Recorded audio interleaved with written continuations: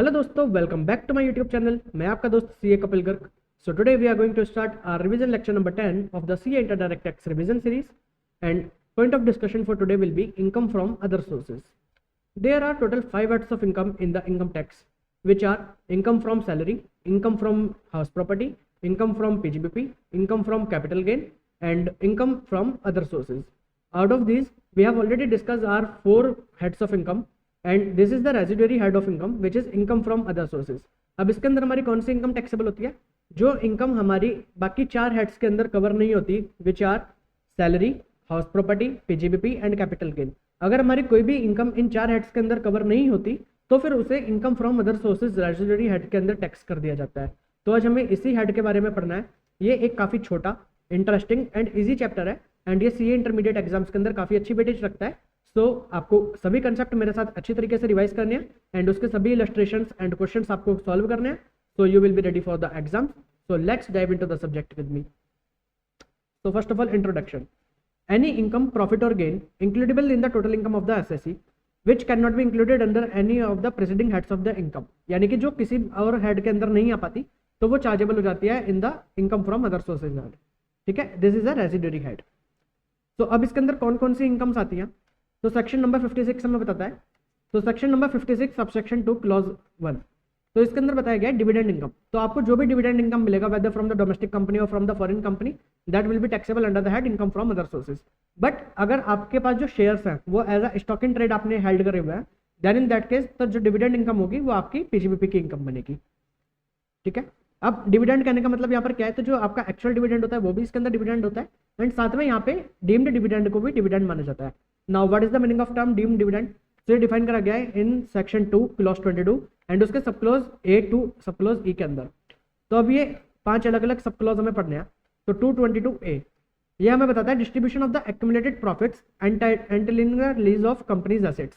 अगर कोई कंपनी अपनी एसेट अपने शेयर होल्डर को डिस्ट्रीब्यूट कर देती है तो इस केस में जो भी वो एसेट ट्रांसफर करेगी company up to the amount of accumulated profit, तो उतने तक के एसेट्स को हम मान लेंगे कि शेयर होल्डर के हाथ में डीम्ड डिविडेंड है। Distribution of the debentures, deposit certificate to share holder and bonus share to the preference share holder. अगर कोई कंपनी अपने शेयर होल्डर्स को कोई भी debentures, debenture stock, deposit certificate and any form whether और without interest, अगर ये कोई भी अपने इस टाइप की डिबेंचर, डिपॉजिट सर्टिफिकेट डिस्ट्रीब्यूट कर देती है अपने शेयर होल्डर्स को या बोनस शेयर दे देती है अपने प्रेफरेंस शेयर होल्डर्स को, तो हम यहाँ पर जो भी वो एक्यूमुलेटेड प्रॉफिट तक का जो भी अमाउंट होगा ये डिबेंचर्स या डिपॉजिट सर्टिफिकेट्स का या बोनस शेयर का, तो उसे माना जाएगा शेयर होल्डर के हाथ में एज डीम्ड डिविडेंड। बट अगर मान लीजिए कोई कंपनी अपने इक्विटी शेयर होल्डर्स को बोनस शेयर इशू करती है तो उसे डीम्ड डिविडेंड नहीं माना जाएगा। ठीक है, एंड इस केस में जो बोनस शेयर इशू करेगा प्रेफरेंस शेयर होल्डर को, तो उसकी जो मार्केट वैल्यू होगी तो उसे मान लिया जाएगा deemed dividend in the hands of the preference share holder. And अगर डिबेंचर स्टॉक इस टाइप की कोई चीज मतलब डिस्ट्रीब्यूट करी गई है शेयर होल्डर्स को, तो उसके केस में जो भी मार्केट रेट होगा उसे मान लिया जाएगा यहाँ पर आपका deemed dividend. Distribution on liquidation. अगर कोई कंपनी लिक्विडेशन के टाइम पे अपनी एसेट्स को ट्रांसफर कर देती है टू द शेयर होल्डर्स, तो वो जो ट्रांसफर होता है वो कंपनी के हाथ में ट्रांसफर नहीं माना जाता है एंड उसके लिए कंपनी को कोई भी कैपिटल गेन की टैक्सेबिलिटी नहीं आती। बट वो जो भी ट्रांसफर होता है वो सभी टैक्सेबिलिटी आ जाती है in the hands of share holders. But जो भी ट्रांसफर होगा up to the accumulated profit, तो जो भी एसेट्स वगैरह ऑन द लिक्विडेशन ट्रांसफर करी जा रही है to the amount of accumulated profit, तो उतने को मान लिया जाएगा deemed dividend in the hands of the share holder and वो टैक्स होगा under the income from other sources head. Distribution on reduction of capital. अगर कोई कंपनी रिडक्शन ऑफ कैपिटल पे कोई भी मतलब रिडक्शन ऑफ कैपिटल के लिए कुछ भी ट्रांसफर कर दिया अपने शेयर होल्डर्स को, तो वो जो ट्रांसफर करेगी up to the accumulated profit, तो उसे मान लिया जाएगा deemed dividend in the hands of the share holders. अब ये हमें ध्यान से पढ़ना है सेक्शन 2 क्लॉज 22 सब क्लॉज ई। 222E ये क्या बोलता है? एडवांस और loan by a closely held company to its share holders. अगर कोई क्लोजली हेल्ड कंपनी अपने शेयर होल्डर को कोई एडवांस से लोन देती है तो उसे भी यहाँ पर डीम्ड डिविडेंड मान लिया जाएगा। किस सिचुएशन में? Payment by a company in which the public are not substantially interested, यानी कि प्राइवेट कंपनी जिसके अंदर पब्लिक का कोई इंटरेस्ट नहीं होता, in which public are not substantially interested, तो उसे प्राइवेट कंपनी बोलते हैं, क्लोजली हेल्ड कंपनी बोलते हैं। तो अगर कोई क्लोजली हेल्ड कंपनी अपने शेयर होल्डर को, जिसके पास शेयर होने चाहिए ऑफ द 10% और more of the equity share capital, ठीक है, अगर कोई शेयर होल्डर है जो मान लीजिए यहाँ पे एक कंपनी है ए लिमिटेड एंड इसका कोई एक शेयर होल्डर है mister A and mister A के पास 10% से ज़्यादा शेयर्स हैं ए लिमिटेड के एंड ए लिमिटेड इसे कोई भी लोन या एडवांस देती है, ठीक है। तो अब ये जो लोन और एडवांस ए लिमिटेड ने मिस्टर ए को दिया, तो इसे मिस्टर ए के हाथ में लोन और एडवांस नहीं माना जाएगा, इसे यहाँ पे डीम डिविडेंड मान लिया जाएगा under section 2 clause 22 sub clause ई। ठीक है। सेकंड, अगर मान लीजिए मिस्टर ए का किसी फर्म HUF, AOP, BOI किसी के अंदर सब्सटेंशियल इंटरेस्ट है, किसके अंदर, फर्म HUF, AOP, BOI या कंपनी या मतलब किसी भी पर्सन के अंदर अगर मिस्टर ए का सब्सटेंशियल इंटरेस्ट है। सब्सटेंशियल इंटरेस्ट कहने का मतलब कंपनी के केस में 20% और मोर की वोटिंग पावर है और बाकी किसी भी केस में 20% और मोर का PSR है। तो अगर मान लीजिए ए लिमिटेड इस फर्म HUF या AOP, BOI या कंपनी को अगर कोई लोन या एडवांस देती है तो उसे भी मान लिया जाएगा कि ये भी डीम डिविडेंड है in the hands of mister A. ठीक है जी। एंड थर्ड, अगर मान लीजिए ए लिमिटेड ये लोन और एडवांस देती है किसी और पर्सन को, मान लीजिए मिस्टर बी को देती है, एंड किस के लिए देती है, या तो ये देती है on the behalf of mister A या देती है for the benefit of mister A. ठीक है, या तो on the behalf of mister A या for the benefit of mister A, तो इस केस में भी इसे डीम डिविडेंड मान लिया जाएगा। ठीक है। अब एक बार आप इसकी यहाँ से अगर रीडिंग कर लेंगे तो आपको क्लियर हो जाएगा एक बार। Payment by a company in which the public are not substantially interested of any company by way of advance or loan to any shareholder who is the beneficial owner of 10% or more of the equity capital of the company will be deemed to be dividend to the extent of the accumulated profit। अभी deem dividend कब तक माना जाएगा, accumulated profit तक के लिए deem dividend माना जाएगा। Second, any payment by a company in which the public are not substantially interested to any concern that is HUF, firm, AOP, BOI company in which a shareholder having the beneficial ownership of at least 10% of the equity share is a member or a partner in which he has a substantial interest that is at least 20% of share of income of the concern will be deemed to be the dividend। ठीक है जी। तो ये भी deem dividend मान लिया जाएगा। और अगर any payment by such a closely held company on behalf of और for the individual benefit to any other such shareholder, तो अगर ये किसी और को भी देती है ऑन द बिहाफ ऑफ या फॉर द बेनिफिट ऑफ ये मिस्टर ए जिसके पास 10% और मोर की शेयर होल्डिंग है of the closely held company, तो इस केस में इसे भी यहाँ पे डीम डिविडेंड मान लिया जाएगा। अब यहाँ पे एक्सेप्शंस हैं कि किस किस केस में से डीम डिविडेंड नहीं मान जाएगा। अगर जो कंपनी है उसका ordinary course of business he loan देना है, मतलब उसका काम ही लोन देना है, उसका फाइनेंसिंग कंपनी है कोई, तो इस केस में अगर वो लोन देती है अपने शेयर होल्डर को तो उसे यहाँ पे डीम डिविडेंड नहीं माना जाएगा। और अगर dividend paid is set off against the deem dividend, अब मान लीजिए फ्यूचर में वो कंपनी कभी एक्चुअल में डिविडेंड पे करती है एंड जिस मतलब जो शेयर होल्डर था जिसे उसने लोन और एडवांस दिया था उसे भी डिविडेंड देना है, बट अब वो डिविडेंड को सेट ऑफ कर देती है उस लोन और एडवांस से, तो अब वो जो लोन और एडवांस सेट ऑफ हो गया डिविडेंड से, तो अब इस केस में उसे डीम डिविडेंड नहीं माना जाएगा। एंड यहाँ पर इससे कोई मतलब नहीं, अगर मान लीजिए यहाँ पे ये बाद में रीपेमेंट कर देता है शेयर होल्डर इस लोन का, या शेयर होल्डर से कंपनी एक जो मार्केट रेट पे इंटरेस्ट रेट चार्ज करती है, तो अगर ये सब भी कर लेता है स्टिल ये इसे डीम डिविडेंड माना जाएगा। सब्सिक्वेंट रीपेमेंट ऑफ लोन और charge of interest at the market rate does not make any difference in the applicability of section 2 clause 22 sub clause ई। ठीक है जी। अदर एक्सेप्शंस क्या है, distribution in respect of non participating shares issued for full cash consideration, any distribution made in accordance with clause C और D. Clause C कौन सा था हमारा, liquidation वाला, अगर लिक्विडेशन पे अपनी एसेट ट्रांसफर कर दिया।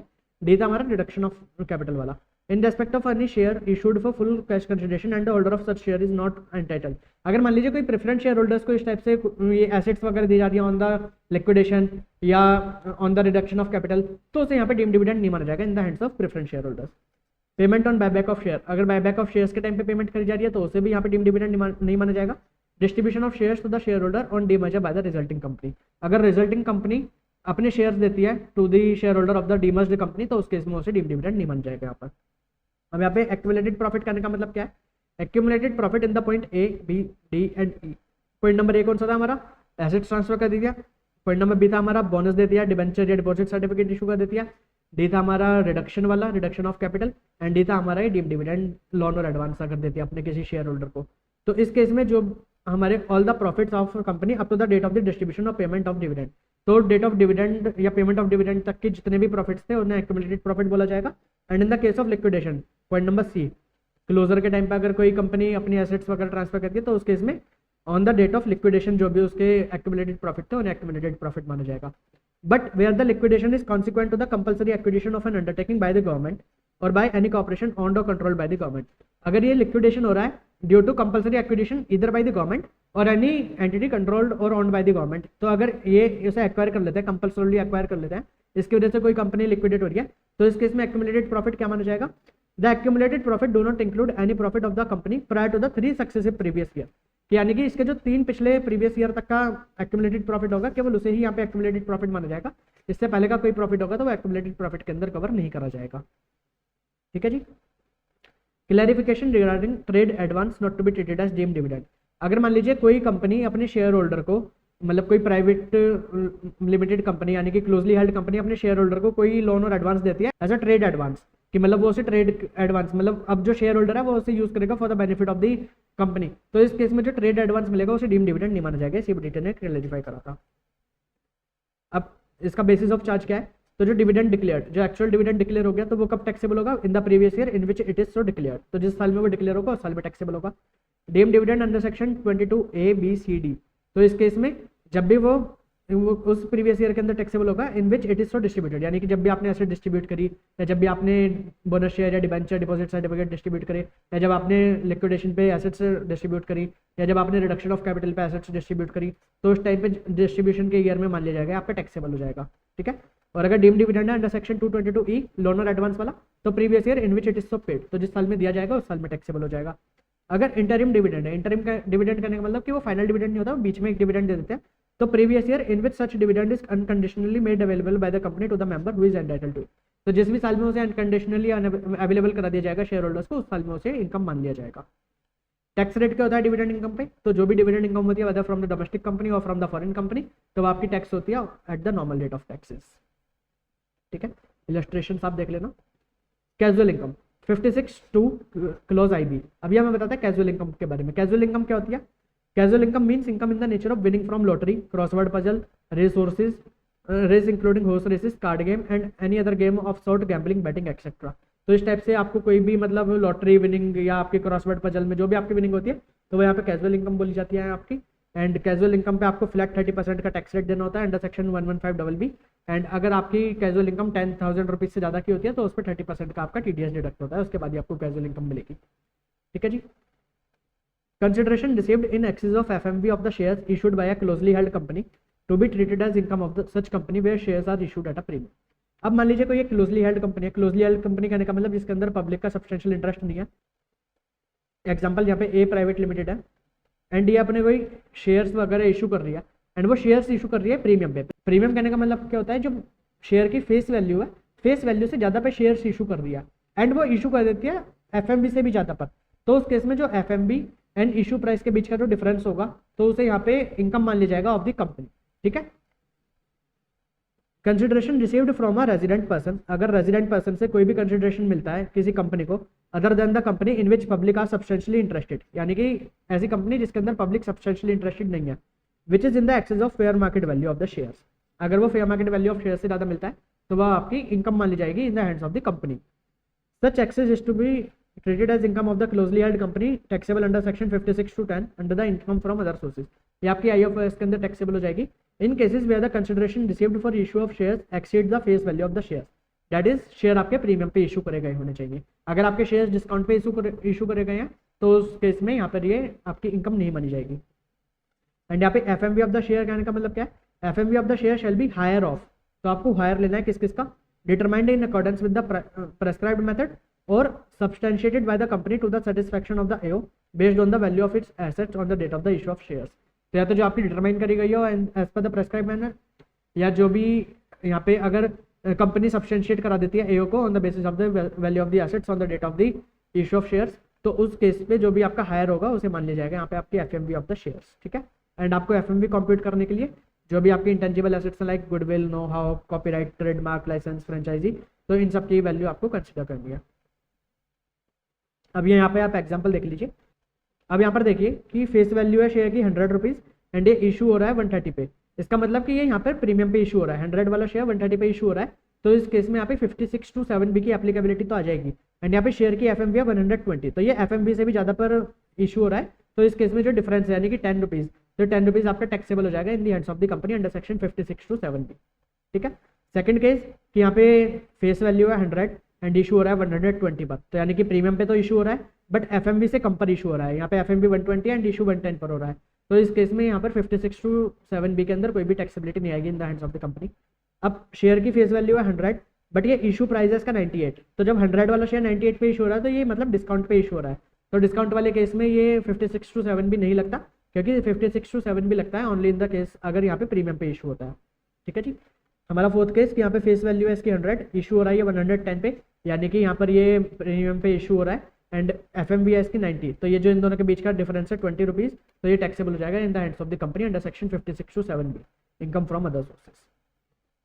Interest received on compensation, enhanced compensation deemed to be income in the year of receipt and taxable under the IFOS। तो जैसा कि मैंने आपको कैपिटल गेन का चैप्टर पढ़ाते टाइम पे बताया था कि अगर मान लीजिए आपकी कोई एसेट कंपल्सरली एक्वायर कर लेती है गवर्नमेंट एंड उसके ऊपर आपको जो भी कंपनसेशन या एनहांस कंपनसेशन मिलेगा, तो वो जो पर्टिकुलर कंपनसेशन एनहांस कंपनसेशन होगा वो तो आपका टैक्सेबल हो जाएगा in the capital gain head. But आपको अगर कंपनसेशन या एनहांस कंपनसेशन लेट मिलता है, तो लेट मिलने की वजह से जो उसके ऊपर आपको इंटरेस्ट मिलेगा, तो वो इंटरेस्ट आपका टैक्सेबल होगा under the income from other sources. ठीक है, एंड ये कब आपका टैक्स होगा? जिस भी साल में आपको ये इंटरेस्ट एक्चुअली रिसीव होगा, तो वो उस साल में आपका टैक्स हो जाएगा। ठीक है जी। Advance forfeited due to failure of negotiation for transfer of capital asset to be taxable as IFOS। अब मैंने ये भी आपको कैपिटल गेन के अंदर पढ़ाया था कि अगर कोई यहाँ पे पहले आपका एग्रीमेंट हुआ कोई ट्रांसफर के लिए, कोई sale of the land, building या कुछ भी एसेट्स के ट्रांसफर के लिए आपका एग्रीमेंट हुआ एंड वो एग्रीमेंट आपका बाद में फाइनलाइज नहीं हो पाया, एंड एग्रीमेंट के टाइम पे आपने कोई भी टोकन मनी या एडवांस मनी आपने ले लिया था एंड वो आपने अब एग्रीमेंट फाइनलाइज नहीं होया, तो आपने उसे फॉरफिट कर लिया। तो अब इस फॉरफीचर की किस टाइप से टैक्सेबिलिटी होती है? तो अगर आपने फॉरफिट करा है बिफोर 1 अप्रैल 2014, तो देन इन दैट केस तो वो आपकी कॉस्ट ऑफ एक्विजिशन में से जो भी आपका अमाउंट फॉरफिटेड होता था वो लेस होने के बाद आपको कॉस्ट ऑफ एक्विजिशन निकलती थी जब आप एक्चुअली अपनी एसेट को ट्रांसफर करते हैं। बट अगर आपने फॉरफिट करा है आफ्टर 1 अप्रैल 2014, ऑन और आफ्टर 1 अप्रैल 2014, तो इस केस में जिस भी साल में आपने जो भी अमाउंट फॉरफिट करा है वो आपका अमाउंट उसी साल में as income from other sources 56 to 9 के अंदर आपका टैक्सेबल हो जाएगा। ठीक है, तो मान लीजिए अगर आप 1 अप्रैल 2014 से पहले कोई भी, मान लीजिए आपने 10 रुपये फॉरफिट कर लिए एंड आपकी यहाँ पे कॉस्ट ऑफ एसेट थी 100 रुपये, तो उसमें से 10 रुपये लेस कर दिए जाएंगे, तो 90 रुपीज़ जो होगा वो आपकी कॉस्ट ऑफ एक्विजिशन मानी जाएगी। Value will compute income under the capital gain. But अगर आप 1 अप्रैल 2014 के बाद कभी आपने फॉरफिट करा 10 रुपीज़, तो जिस भी साल में आप ये फॉरफिट करेंगे उसी साल में आपका 56 to 9 के अंदर टैक्सेबल हो जाएगा as income from other sources. ठीक है, any sum of money or value of the property received without consideration or for inadequate consideration। अब आपको कोई भी एसेट या कोई भी आपको मनी मिल जाता है विदाउट कंसिडरेशन या फॉर इनएडिक्वेट कंसिडरेशन, तो वह यहाँ पे आपका टैक्सेबल हो जाएगा under the 56 to 10 as income from other sources as gift. तो 56 to 10 को अब हमें पढ़ना है। तो अगर मान लीजिए आपको कोई सम ऑफ मनी मिलता है received without consideration, aggregate value of which exceeds 50,000, the whole aggregate value of such sum is chargeable to tax. आपको मान लीजिए 5-6 लोगों से आपको 6 लोगों ने 10-10 हज़ार रुपये कैश दे दिया। ठीक है, तो अब ये 6 लोगों से टोटल मिला तो ये आपको हो गया 60,000। अब ये 50,000 से ज़्यादा है तो ये आपका पूरा 60,000 टैक्सेबल हो जाएगा 56 to 10 में under income from other sources. ठीक है, अब अगर आपको मान लीजिए कोई इमूवेबल प्रॉपर्टी मिलती है, लैंड और बिल्डिंग और बोथ इमूवेबल प्रॉपर्टी, अगर इमूवेबल प्रॉपर्टी आपको मिलती है विदाउट कंसिडरेशन एंड उस इमूवेबल प्रॉपर्टी की स्टैम्प ड्यूटी वैल्यू है ग्रेटर देन 50,000, तो उस केस में जो भी आपकी स्टैम्प ड्यूटी वैल्यू होगी वो आपकी फुली टैक्सेबल हो जाएगी under section 56 to 10 as income from other sources. Second case कि अगर आप अपनी इमूवेबल प्रॉपर्टी को ट्रांसफर करते हैं फॉर इनएडिक्वेट कंसिडरेशन। यहाँ पर इनएडिक्वेट कंसिडरेशन करने का मतलब क्या है कि आपका जो एक्चुअल कंसिडरेशन है वो लेस देन है स्टैम्प ड्यूटी वैल्यू से। Let suppose stamp duty value है हमारी 10 लाख एंड हमारा एक्चुअल कंसिडरेशन है 9 लाख। तो अब ये जो हमारा actual consideration stamp duty value से कम है, तो इसलिए हम इसे यहाँ पे बोलेंगे इनएडिक्वेट कंसिडरेशन। तो अब इस केस में हमारी टैक्सेबिलिटी कितने अमाउंट की आएगी, किस टाइप से आएगी? तो अगर जो हमारे डिफरेंस है stamp duty value and consideration के बीच का जो हमारा डिफरेंस है, अगर वो डिफरेंस हमारा मोर देन है higher of the 10% of the consideration, 10% of the consideration और 50,000 विच एवर इज हायर, अगर डिफरेंस इसके हायर से भी ज़्यादा है, जैसे कि यहाँ पे हमारी कंसिडरेशन है 9 लाख, तो 9 लाख का 10% हमारा कितना होगा 90,000 और 50,000।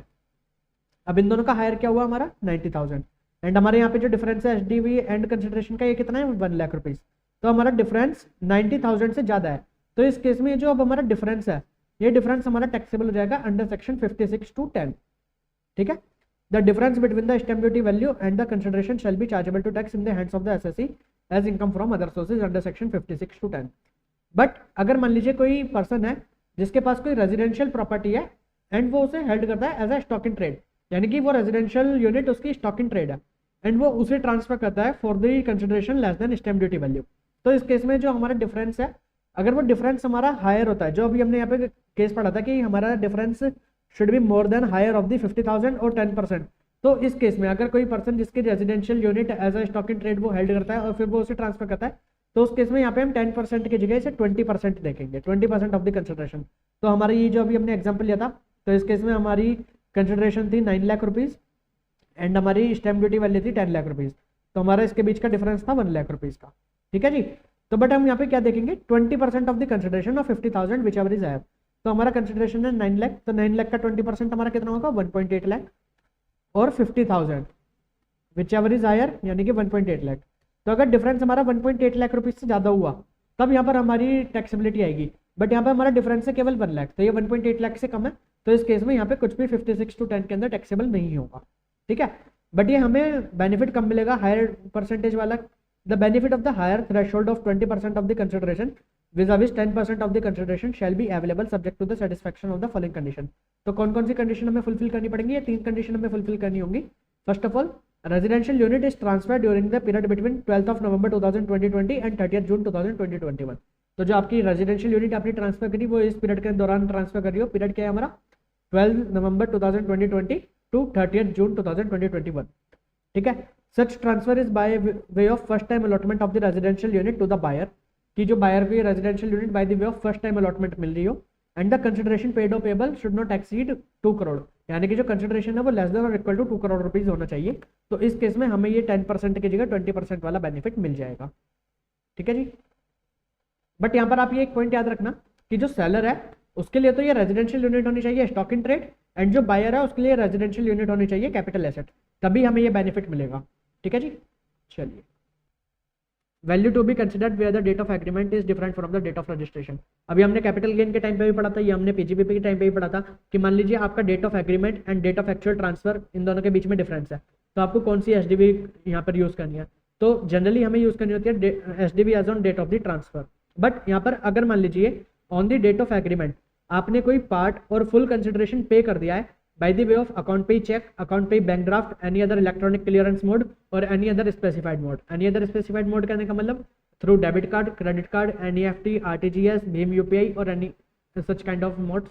तो अगर आपने कोई भी कंसिडरेशन फुल और पार्ट डेट ऑफ एग्रीमेंट पे पे कर दिया था तो इस केस में डेट ऑफ एग्रीमेंट की हम एसडीबी को कंसिडर कर लेंगे, अदरवाइज तो हम जो डेट ऑफ ट्रांसफर है उस दिन की एसडीबी को कंसिडर करा जाएगा यहाँ पर।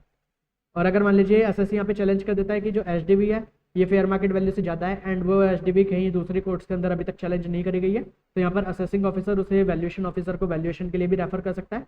एंड अगर यहाँ पे वैल्यूएशन ऑफिसर एसडीबी से ज़्यादा का अमाउंट निकाल कर बता देते हैं कि जैसे हमारी एसडीबी 10 लाख थी एंड वैल्यूएशन ऑफिसर बताते हैं कि वैल्यू निकलती है 11 लाख, तो इस केस में 10 लाख को ही फुल वैल्यू ऑफ कंसिडरेशन मान लिया जाएगा। बट अगर वैल्यूएशन ऑफिसर बताते हैं कि वैल्यू है 9 लाख, तो इस केस में जो वैल्यूएशन ऑफिसर वैल्यू बताएंगे उस वैल्यू को यहाँ पे फुल वैल्यू ऑफ कंसिडरेशन मान लिया जाएगा।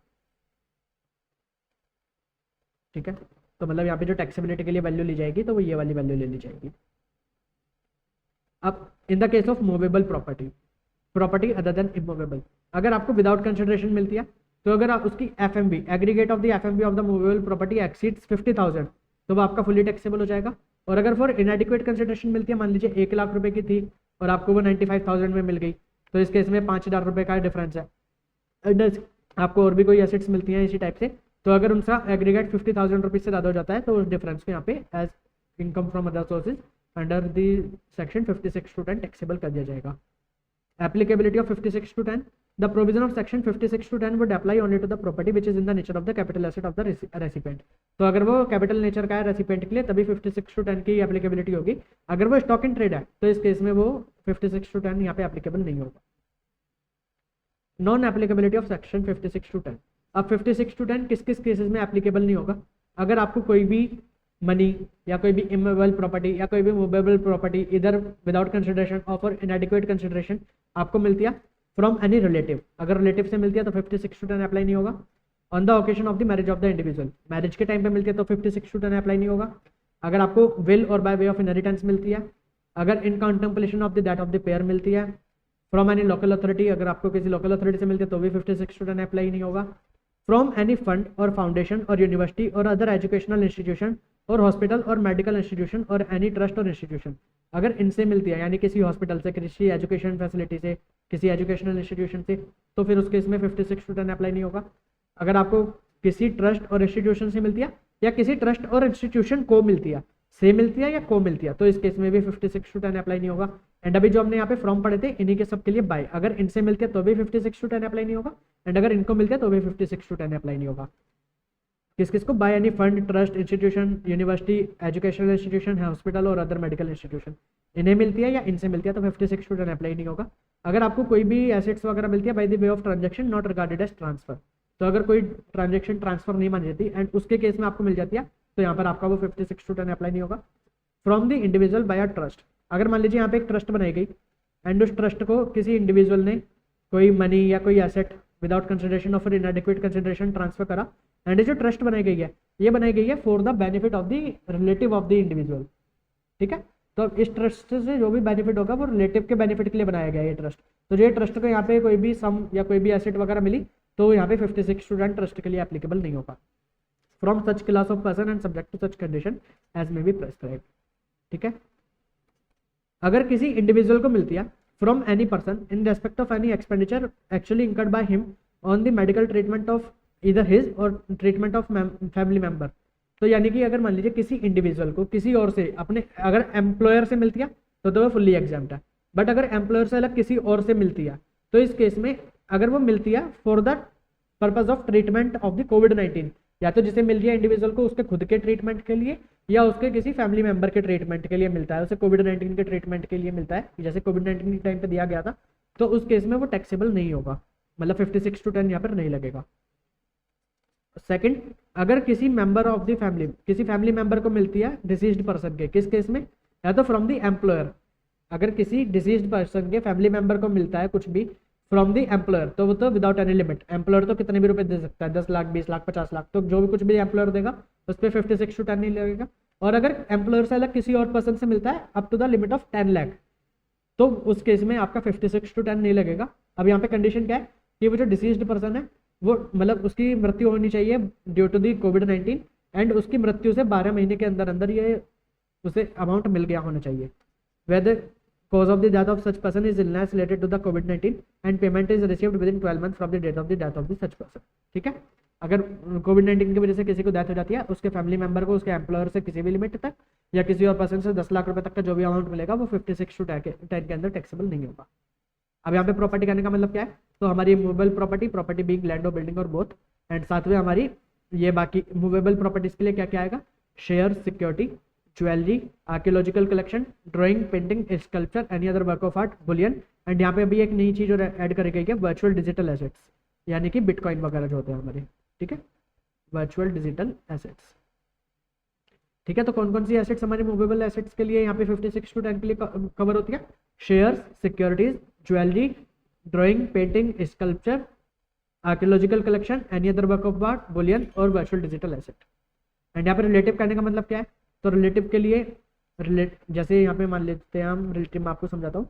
तो यहाँ पर मिस्टर ए है तो मिस्टर ए के स्पाउस यानी कि मिसेज ए रिलेटिव है, मिस्टर ए के ब्रदर एंड सिस्टर ये रिलेटिव है मिस्टर ए के लिए, मिस्टर ए के ईदर ऑफ द पेरेंट यानी कि इनकी मदर इनके फादर ये दोनों रिलेटिव हैं, मदर के ब्रदर सिस्टर ये भी रिलेटिव है, फादर के ब्रदर सिस्टर ये भी रिलेटिव है, मदर के ब्रदर सिस्टर यानी कि मामा, या अब इन सभी के स्पाउस भी रिलेटिव्स हैं यानी कि भैया भाभी, बहन जीजू और मदर फादर। अब मदर के ब्रदर यानी कि मामा मामी, मदर की सिस्टर यानी कि मौसा और मतलब मौसी जी और मौसा जी आपके।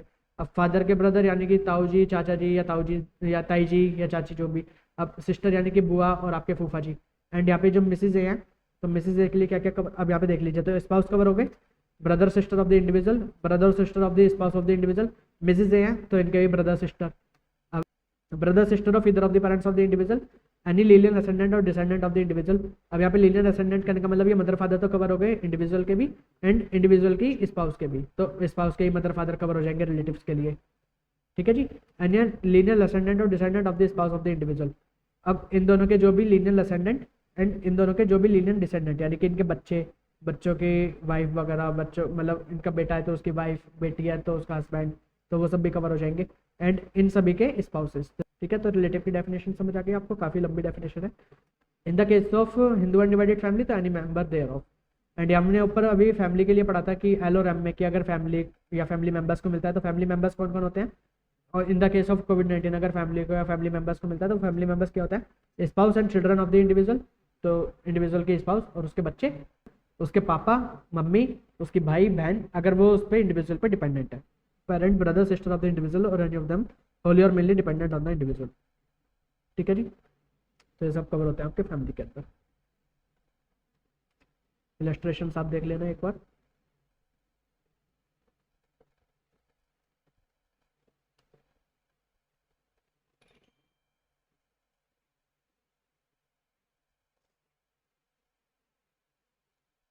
Now, 56 to 11.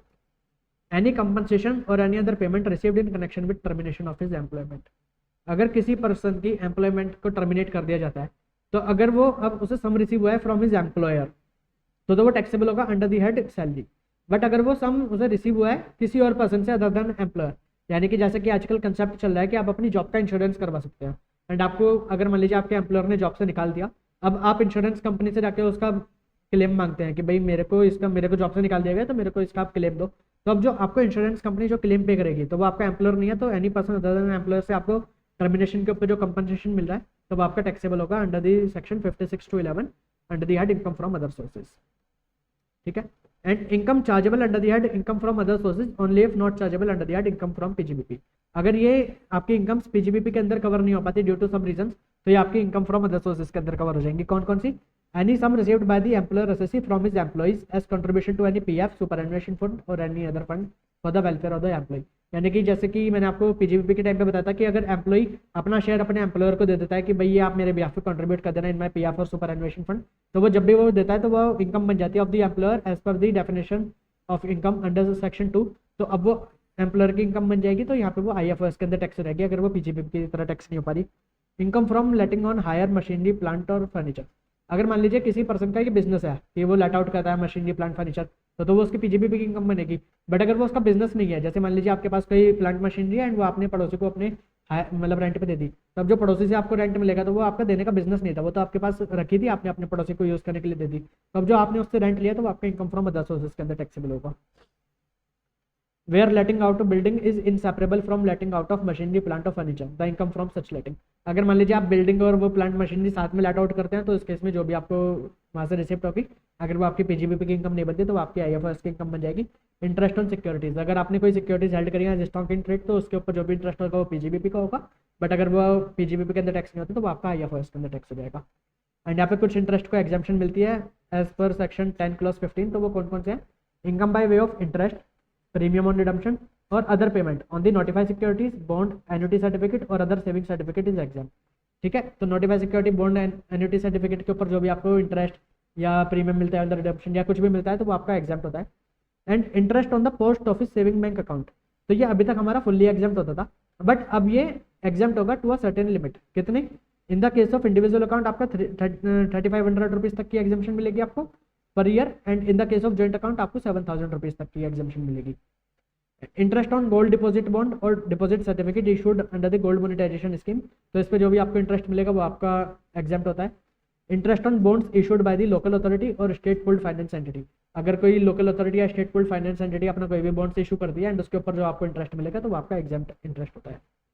की मैन इंश्योरेंस पॉलिसी, अब की मैन इंश्योरेंस पॉलिसी के केस में जो भी आपको सम इंक्लूडिंग बोनस अगर एम्प्लॉयर को मिलता है तो वो टैक्स हो जाता है अंडर द हेड पीजीबीपी, अगर वो एम्प्लॉय को मिलता है तो वो टैक्स हो जाता है under the head salary, and अगर वो किसी थर्ड पर्सन को मिलता है जहाँ पर एम्प्लॉय रिलेशनशिप नहीं होता तो उस केस में वो टैक्स हो जाता है इनकम फ्रॉम अदर सोर्सेज में। ठीक है जी। रेजिडुअल इनकम, अब अगर कोई भी इनकम आपकी कहीं और किसी हेड के अंदर कवर नहीं हो रही तो वो आपकी इनकम फ्रॉम अदर सोर्सेज के अंदर कवर हो जाएगी। एग्जांपल यहाँ पर दे रखा है salary received by the MPs और एमएलएज, क्योंकि जो एमपीज और एमएलएज होते हैं ये कोई एम्प्लॉय नहीं होते तो इसलिए सैलरी के अंदर टैक्सेबल नहीं होती इनकी इनकम, ये रिप्रेजेंटेटिव्स होते हैं तो इनकी जो यहाँ पे सैलरी होती है तो वो टैक्स हो जाती है इनकम फ्रॉम अदर सोर्सेज के अंदर। ठीक है, अब ये सेक्शन 115 भी जो हमने पढ़ना है कि कैजुअल इनकम के ऊपर किस परसेंट से किस रेट से टैक्स लगता है, तो यहाँ पे फ्लैट रेट होता है 30% का, उस पर प्लस सरचार्ज अगर एप्लीकेबल है और हेल्थ एंड एजुकेशन से 4%। कैजुअल इनकम मैंने आपको बताया था लाइक क्रॉसवर्ड पजल से आपको कोई इनकम होती है या lottery, betting, gambling, race sources, अगर इनसे आपको कोई भी इनकम होती है तो वो कैजुअल इनकम बन जाती है। एंड इसके ऊपर आपको कोई भी एक्सपेंडिचर अलाउ नहीं होंगे, जो कुछ भी आपने इसको कमाने के लिए एक्सपेंडिचर करें कोई एक्सपेंडिचर्स आपको अलाउ नहीं होंगे, आपको चैप्टर 6 से की कोई डिडक्शन नहीं मिलेगी एंड आप इसे अपनी बेसिक मैक्सिमम एग्जाम्पशन लिमिट से भी आप सेट ऑफ नहीं कर सकते। 2.5 लाख, 3 लाख या 5 लाख एज द केस में भी, तो आप उससे भी इसे सेट ऑफ नहीं कर सकते। तो जो भी आपकी इनकम होगी कैजुअल इनकम, वो आपकी डायरेक्टली टैक्सेबल होगी at the rate of 30%। Deductions allowable section 57। अब इनकम फ्रॉम अदर सोर्सेज की इनकम निकालने के लिए आपको कौन कौन सी डिडक्शंस अलाउेबल होती हैं, तो हमें वो पढ़ना है। In the case of dividend और income in respect of units of a mutual fund और income in respect of units of a specified company.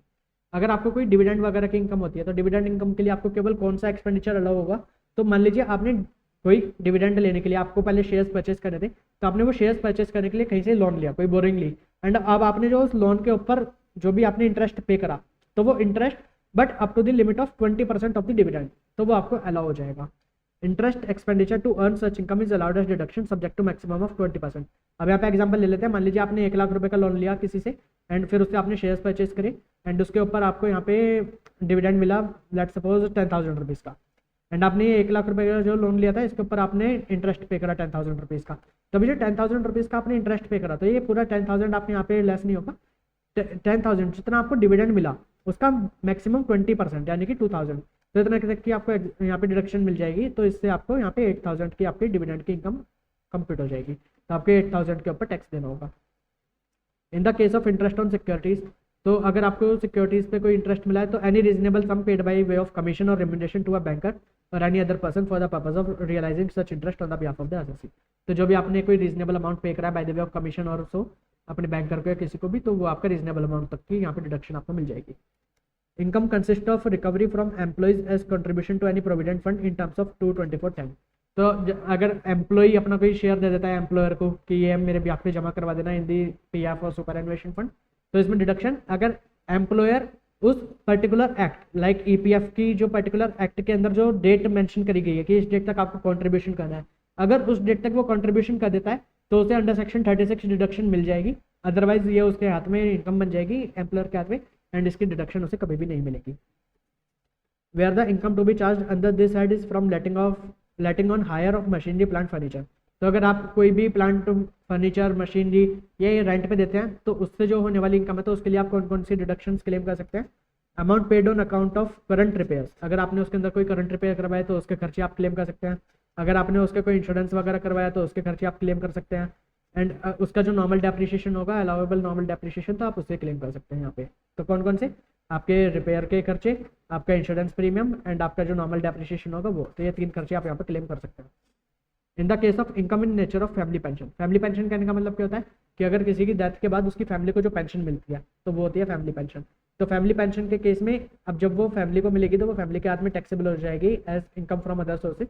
But यहाँ पे एक डिडक्शन मिलती है, तो डिडक्शन कितनी मिलती है 33.33% और 15,000 विच एवर इज लोअर। तो मान लीजिए आपको 1 लाख रुपए की अगर फैमिली पेंशन मिलती है तो इसका 33.33% तो यानी कि 33,333 रुपीज़ और 15,000, तो विच एवर इज लोअर यानी कि 15,000 रुपीज़ तक की आपको डिडक्शन मिल जाएगी यहाँ पर। तो 1 लाख में 15,000 आप माइनस कर दीजिए, तो बाकी बचा 85,000 आपका टैक्सेबल हो जाएगा।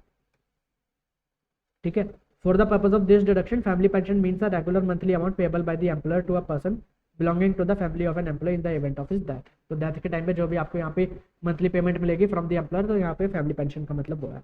And exemption in respect of family pension, अब यहाँ पे कुछ एग्जाम्पशन दी गई है जिस केस में फैमिली पेंशन आपकी फुल्ली एग्जाम्प्ट होगी, आपको कोई भी उस पर टैक्स नहीं देना होगा। तो किस केस में, अगर फैमिली पेंशन मिलती है किसी फैमिली को, मतलब family pension received by the widow और चिल्ड्रन और nominated heirs of a member of the armed forces.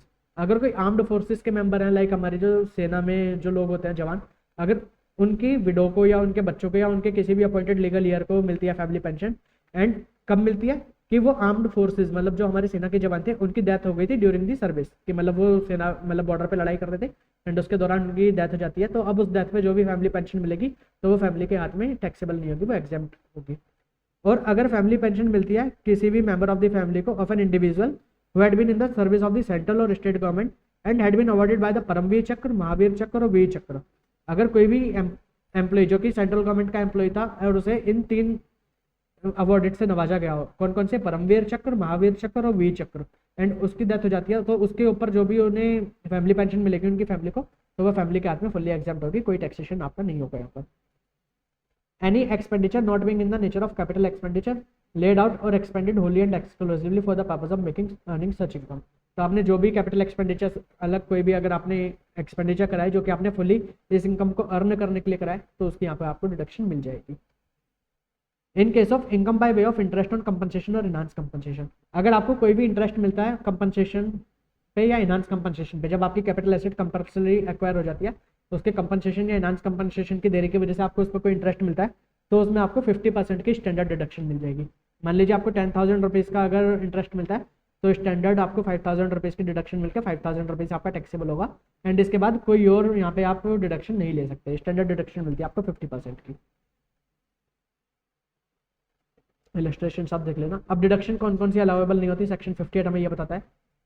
तो in case of any SSC, अगर आपका कोई भी एक्सपेंडिचर है पर्सनल नेचर का तो वो आपको अलाउ नहीं होगा। अगर आपने कोई भी एक्सपेंडिचर कराया इंटरेस्ट का which is chargeable to tax and but वो आपने पे कराया आउटसाइड इंडिया एंड उसके ऊपर आपने टैक्स पे नहीं करा या डिडक्ट नहीं करा, मतलब टैक्स डिडक्ट नहीं करा और टैक्स डिडक्ट कर लिया आपने पे नहीं करा, तो आपको वो इंटरेस्ट की जो यहाँ पे डिडक्शन नहीं मिलेगी। अगर आपने कोई भी पेमेंट करी है by the way of salary किसी पर्सन को आउटसाइड इंडिया एंड उसके ऊपर आपने टैक्स डिडक्ट नहीं करा या पे नहीं करा तो ये जो सैलरी की पेमेंट होगी तो आपको ये भी यहाँ पे डिडक्शन नहीं मिलेगी। ठीक है। Any expenditure in respect of which payment is made to related person, अगर आप अब किसी एक्सपेंडिचर की पेमेंट करते हैं अपने रिलेटेड पर्सन को एंड असेसिंग ऑफिसर को लगता है कि वो आपकी कुछ अनरीजनेबल पेमेंट है, मतलब अनरीजनेबली हाई पेमेंट कर दी, तो जितनी रीजनेबल पेमेंट होगी वो तो आपको अलाउ हो जाएगी एज डिडक्शन, बट जो भी आपकी अनरीजनेबल पेमेंट होगी असेसिंग ऑफिसर को अगर वो अनरीजनेबल लगती है तो वो आपकी डिसअलाउ हो जाएगी। Payment is made to a related person to the extent same is considered excessive और unreasonable by the assessing officer having regard to the FMV. तो जो भी मान लीजिए आपने कोई सर्विस ली एंड उस सर्विस के लिए आपने पेमेंट करी अपने रिलेटिव को 1 लाख रुपए की, बट उसकी एफएमवी असेसिंग ऑफिसर को लगती है कि 90,000 रुपीज़ की थी, तो आपने जो 10,000 रुपीज़ एक्सेस पे कर दिया तो आपको डिडक्शन यहाँ पे नहीं मिलेगी। और अगर आप कोई भी पेमेंट करते हैं to any person in a day otherwise than by way of account payee cheque, account payee bank draft, electronic clear system और any other specified mode of payment like credit card, debit card, NEFT, RTGS, और उससे ज़्यादा की payment यानी कि आप cash में कोई पेमेंट कर देते हैं 10,000 रुपीज़ से ज़्यादा in a day to a person, तो वो जो भी आप पेमेंट करेंगे तो वो आपकी एक्सपेंडिचर अलाउेबल एक्सपेंडिचर नहीं है, उसकी आपको डिडक्शन नहीं मिलेगी। Disallowance of 30% of the expenditure. 30% of the expenditure shall not be allowed in respect of a sum which is payable to a resident and on which tax is deductible at source. अगर मान लीजिए आप किसी resident को कोई खर्चा करते हैं, मतलब आप किसी रेजिडेंट को कोई पेमेंट करते हैं फॉर एनी एक्सपेंडिचर एंड उसके ऊपर टैक्स डिडक्टिबल था, बट वो आपने या तो डिडक्ट नहीं करा या डिडक्ट करने के बाद वो आपने 139 सबसेक्शन 1 की रिटर्न फाइलिंग की ड्यू डेट से पहले डिपॉजिट नहीं कराया, तो इस केस में आपको 30% ऑफ द एक्सपेंडिचर डिसअलाउ हो जाएगा। मान लीजिए आपने टोटल एक्सपेंडिचर करा था 1 लाख रुपए का, उसके ऊपर आपको टैक्स डिडक्टिबल था बट आपने टीडीएस डिडक्ट नहीं करा या डिडक्ट करने के बाद 139 सबसेक्शन 1 की ड्यू डेट से पहले आपने जमा नहीं कराया, तो इस केस में आपको 30,000 रुपीज़ की डिडक्शन नहीं मिलेगी, 70,000 रुपीज़ तक की डिडक्शन आपको मिल जाएगी। ठीक है, तो 30,000 आपका डिसअलाउ हो जाएगा। No deduction in respect of any expenditure incurred in connection with casual income. अगर आप कैजुअल इनकम कमाने के लिए कोई भी खर्चा करते हैं, any form of expenditure for earning casual income, आप लॉटरी, बैटिंग, गैम्बलिंग, मान लीजिए आपने लॉटरी का टिकट खरीदा, तो जो भी आप खर्चा करेंगे तो वो कोई भी खर्चा आपका अलाउेबल एक्सपेंडिचर नहीं है। आपकी जितनी भी कैजुअल इनकम होगी वो आपकी डायरेक्टली 30% के रेट पर टैक्सेबल हो जाएगी, तो उसमें आपको कोई 6A की डिडक्शन नहीं मिलेगी, आपको बेसिक एग्जम्पशन लिमिट का बेनिफिट नहीं मिलेगा। तो इसी के साथ हमारे यहाँ पे चैप्टर खत्म हो जाता है ये, एंड हमारे टोटल 5 हेड्स ऑफ इनकम आज कंप्लीट हो जाते हैं। तो अभी आपको क्या करना है, अभी आपको सभी क्वेश्चंस, सभी इलस्ट्रेशन, सभी टेस्ट नॉलेज के क्वेश्चन, प्रीवियस ईयर के आरटीपी, एमटीपी, आप इन्हें एक बार सॉल्व करके देख लीजिए। एंड जो भी अगर आपको डाउट आता है तो वो आप मेरे से पूछ सकते हैं। एंड आप अपनी पढ़ाई पे पूरा फोकस रखिए, पढ़ाई करते रहिए, मोटिवेटेड रहिए, आप अपने पे विश्वास रखिए। अगर आप अपने पे विश्वास रखकर पढ़ाई करेंगे so you will definitely top the exams. And अच्छी तरीके से पढ़ाई करते रहिए, मतलब एग्जाम्स के बाद आपको ऐसा फील नहीं होना चाहिए कि अगर मैं थोड़ी और मेहनत कर लेता तो शायद मेरा रिजल्ट कुछ और आता। अगर आपके मन में बाद में ये वाली बात आती है कि अगर मैं थोड़ी और मेहनत कर लेता, तो इसका मतलब है कि आपकी मेहनत के अंदर कोई कमी रह गई थी। तो आपको वो कोई भी कमी अपनी मेहनत के अंदर नहीं छोड़नी, आपको अपना 100% देना है। एक ही बार की बात है, अगर आप एक बार पढ़ के जल्दी से पास हो जाएंगे फिर उसके बाद आप अपनी लाइफ को एंजॉय कर सकते हैं जल्दी से।